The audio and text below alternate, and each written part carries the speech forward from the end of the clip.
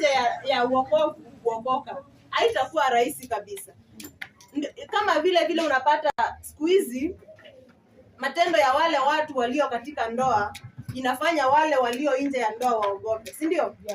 Unapata huyu mke usiku anapigwa na mume, msichana ama kijana aliyo pale nje atasema mimi sioi na siolewi. Kama hiyo ndio ndoa, acha ikae hivyo. Ndivyo ilivyo wokovu.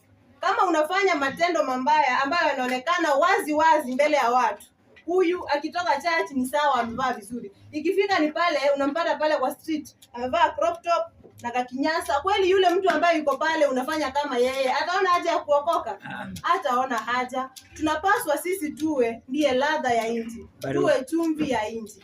Kwa hivyo leo nimekuwa nikiliwaza jambo hili, nikaona kweli kwa macho ya kawaida inakaa jambo ya kawaida.